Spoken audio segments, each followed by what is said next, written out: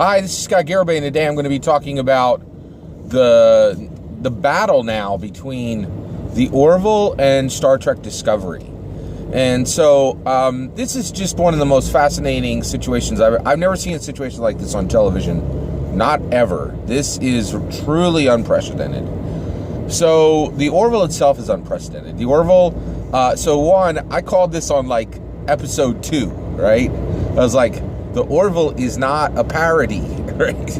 It's really the eighth, it's the eighth season of Star Trek Next Generation.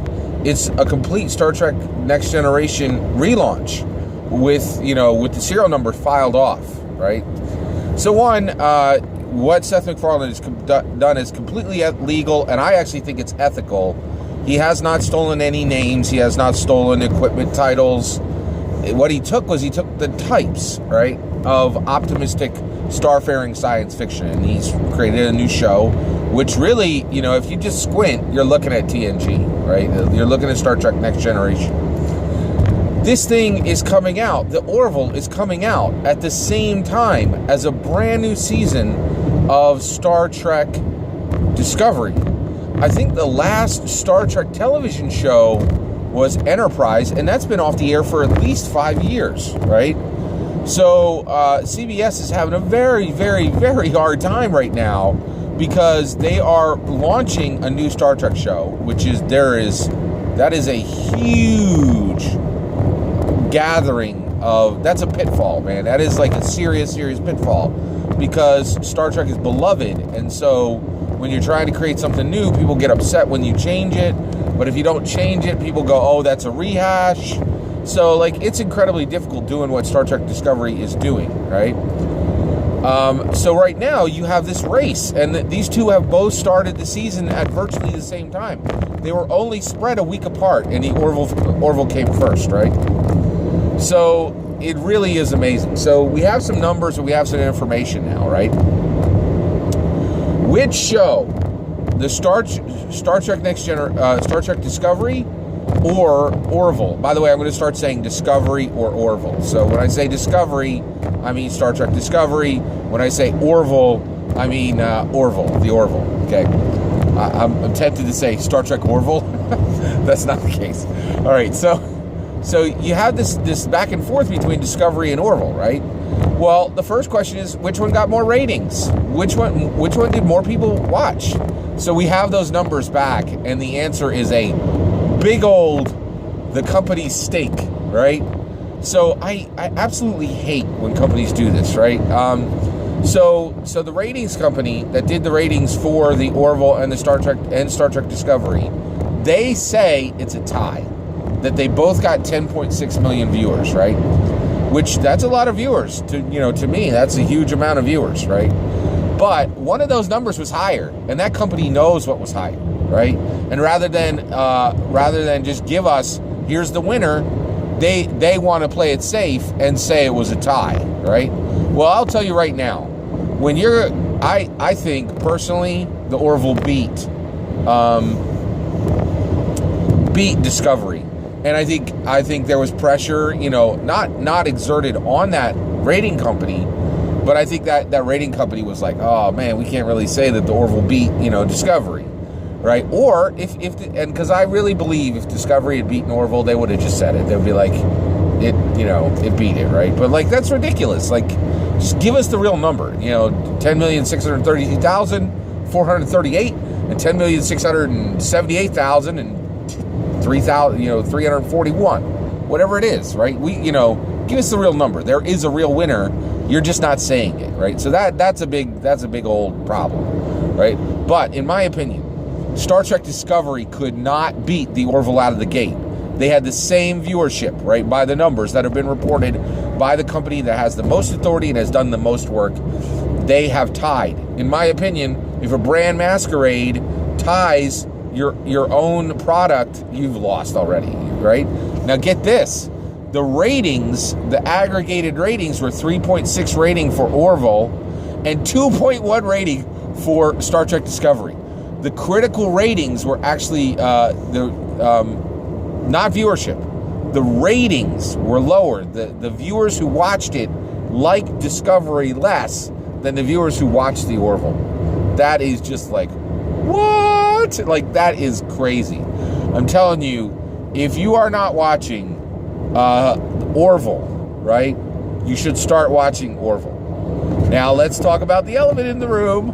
One of the massive problems with Discovery is you've taken a show that is all about, you know, I think all what, you know, Star Trek has always been about exploration and inclusiveness, and I would even say the underdog, right? The Federation has always been in support of the underdog, right? Well, now you have a show where, you know, outcast groups that have a difficult time in society, they don't have money for CBS All Access, right? So the people who would be most served by this show, you know, groups that struggle to get, you know, franchisement, that struggle to get consensus with their views, they can't even watch Discovery, right? So Orville is free to watch. It's available and it's open to the public, which I think that's the spirit of Star Trek. It always was. Discovery has been shoved behind one of the most restrictive paywalls that's ever existed, which is, hey, give us, you know, $6 or $7 per month, a subscription fee for the content for one channel, right? Now, since there's well over 100, 200 channels on television, that is completely unscalable, right? So it's behind a restrictive paywall, right? So Discovery, I think the fact that Discovery is behind a paywall betrays the literal source material for the Star Trek Discovery show, right? So that's a huge, huge, huge problem, right? And also, I just want to be 100% open here. I have not seen 1 minute of Discovery, and the reason why is I am blessed. I have enough that I could sign up for CBS All Access, and I will also admit there was tremendous temptation to do so.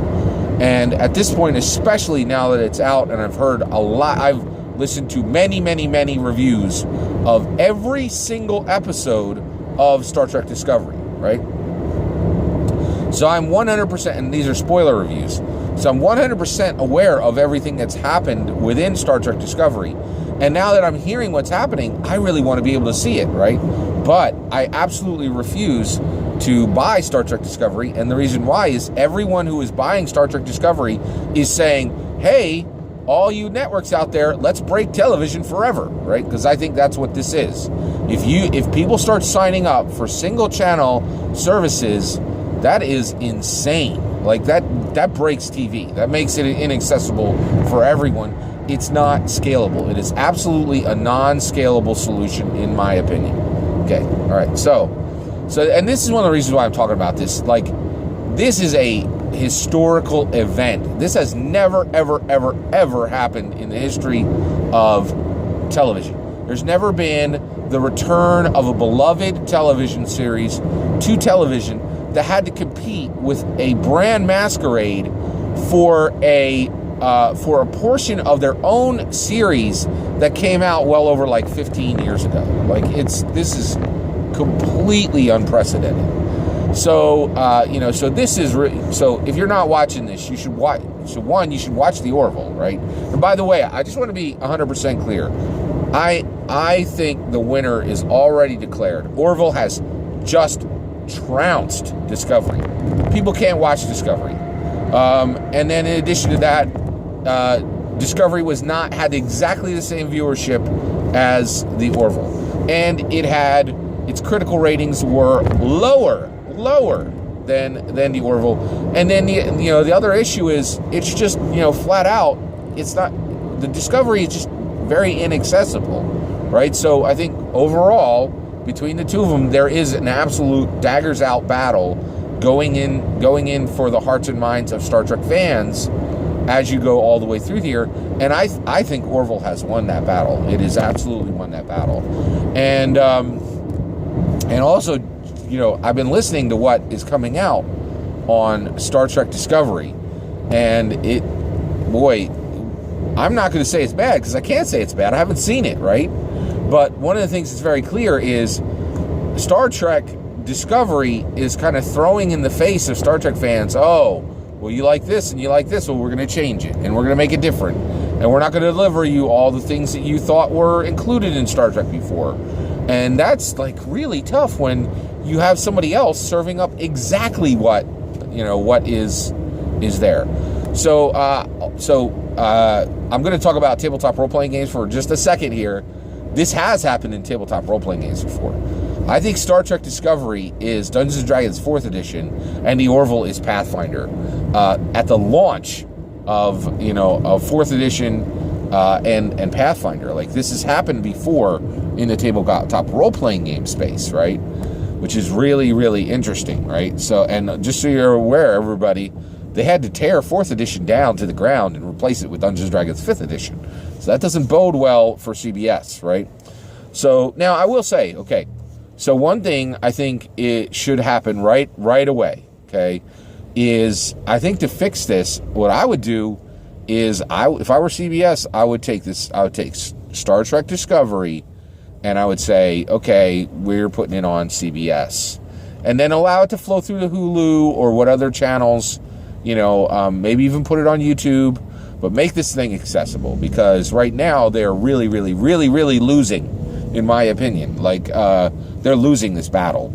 And you can't fight, a battle for hearts and minds of the internet when your content's behind a paywall. I just don't think you can do that, right?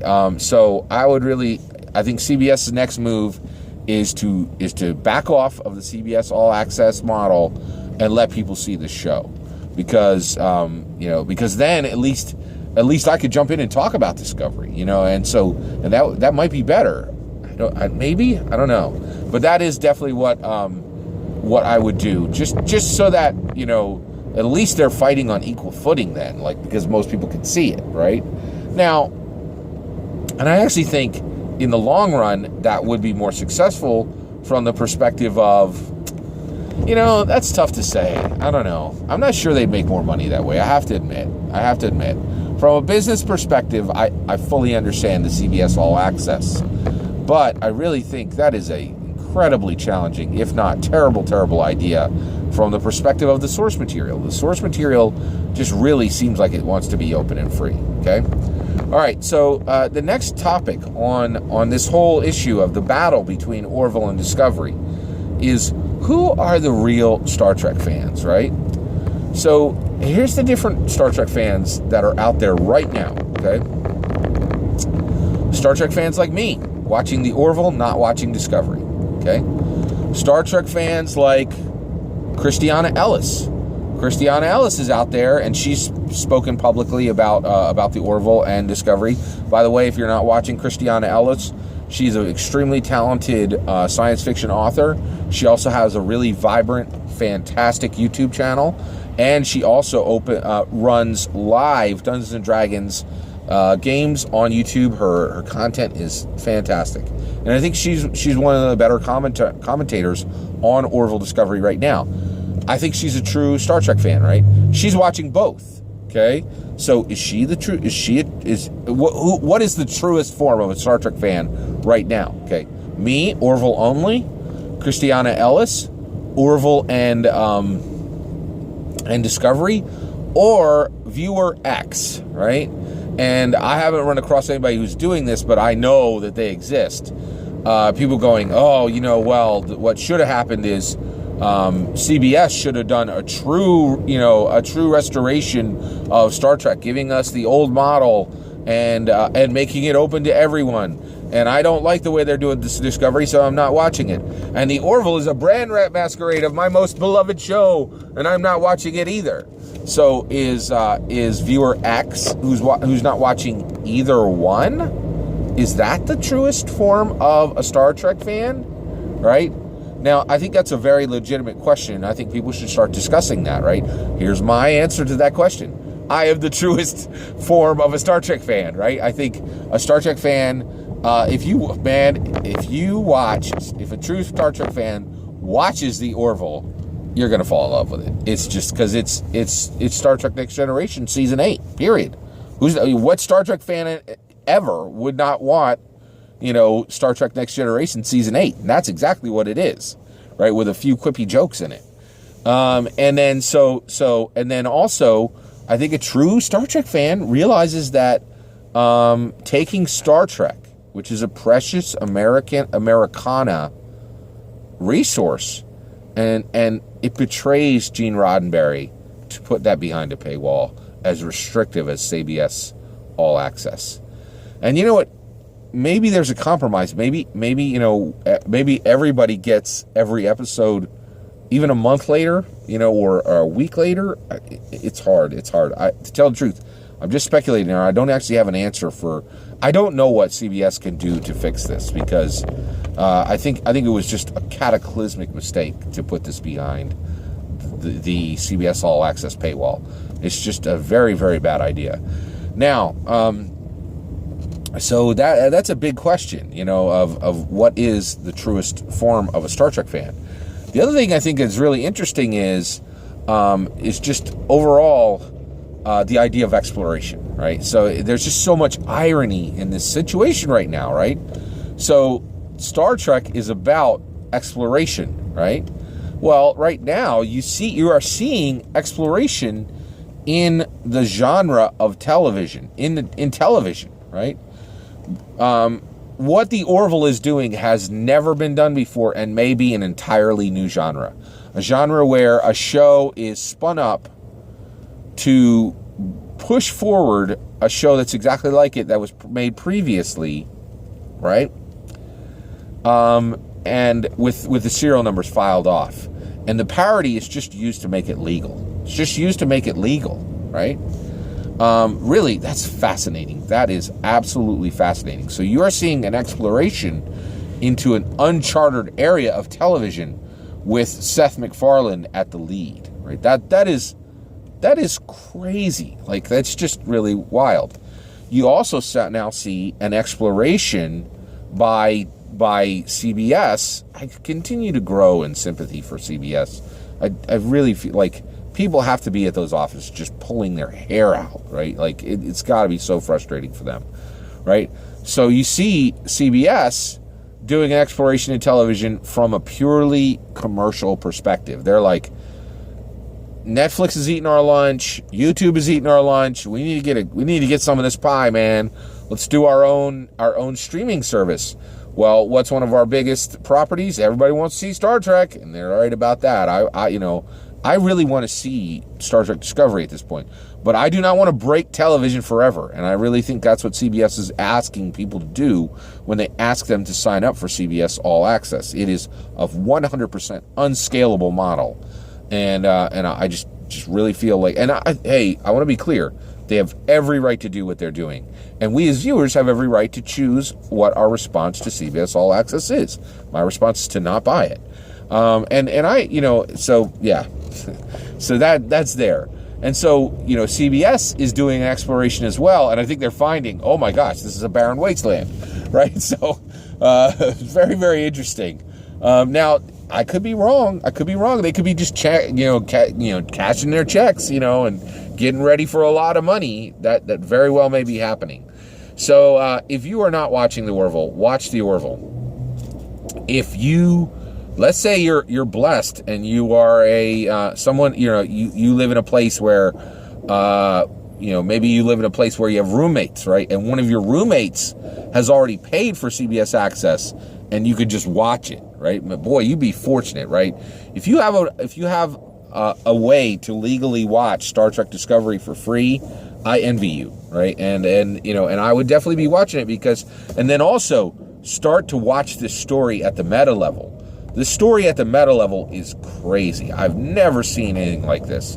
And so I'm really excited just seeing how this whole thing is unfolding. So not only do we get the Star Trek story of the Orville, and we get the Star Trek story of Discovery, we are also getting the Star Trek story of the historical event of when Star Trek Discovery had to, compete against the Orville. Its own brand masquerade, an unprecedented situation in the history of television. This is unprecedented. So keep your eyes open, man. This is still unfolding. Take care.